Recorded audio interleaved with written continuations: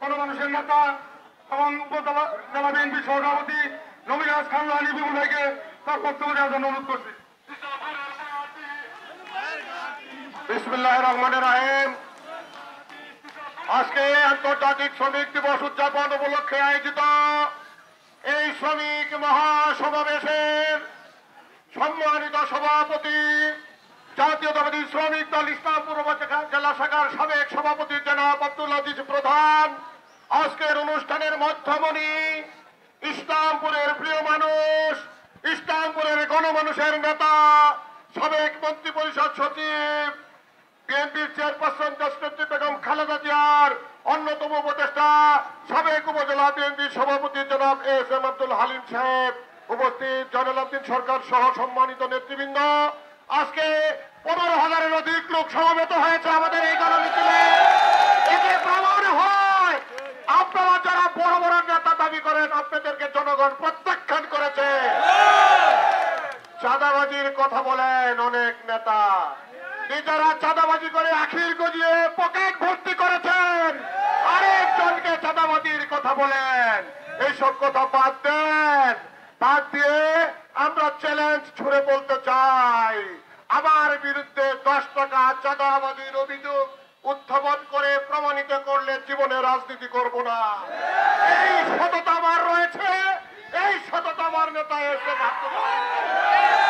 তাই আমি বলতে চাই, সৎ মানুষ শাসন প্রতিষ্ঠা করার জন্য ইসলামপুরে আমাদের যে আন্দোলনের কাফেলা শুরু হয়েছে, সেই কাফেলায় আজকে আপনারা সহযোদ্ধা। আপনাদের সঙ্গে নিয়ে আমরা সৎ মানুষের নেতৃত্ব প্রতিষ্ঠা করতে চাই। কোন দুর্নীতিবাজ, কোন চাঁদাবাজ এই মাটিতে রাজনীতি করতে পারবে না। সৎ মানুষের রাজনীতি প্রতিষ্ঠা করার জন্য প্রয়োজন হলে বুকের তাজা রক্ত ঢেলে দিব, কোন অন্যায়কে আমার ভাইয়ের আমার। আজকে বিভিন্ন এলাকাতে যেভাবে মানুষ গণজোয়ার সৃষ্টি করে আমাদের কলেজ মাঠে উপস্থিত হয়েছে, আমি অভিভূত হয়েছি, আনন্দিত হয়েছি, আমি অনেক গর্ববোধ করি আপনাদের নিয়ে। আপনারা সাহসিকতার পরিচয় দিয়েছেন। তাই আমি বলতে চাই, আমাদের প্রিয় নেতা তারেক রহমান, দেশনেত্রী বেগম খালেদা জিয়া, তারেক রহমান তাকে এই এলাকার জন্য নির্ধারিত করে নমিনেশন নির্ধারিত করে এখানে কোন দুর্নীতিবাজের স্থান নাই।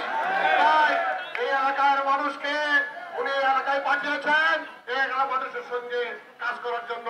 উনি এই জন্য মাসে 5 বার আসেন, আগামীতে মাসে 10 বার আসবেন, আপনাদের পাশে থেকে এলাকাকে সুসংগঠিত করবেন। আমার বক্তব্য দীর্ঘায়িত করবো না। পরিশেষে 1886 সালে শিকাগো শহরে এই শ্রমিক আন্দোলনের সূত্রপাত হয়ে অনেক শ্রমিক প্রাণ হারিয়েছে। তার ধারাবাহিকতায় শ্রম দিবস পালিত হচ্ছে। আমরা সেই ধারাবাহিকতায় ইসলামপুরে আমরা পালন করছি।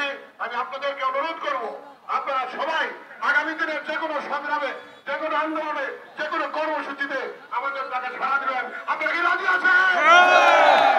আপনারা সাড়া দিবেন।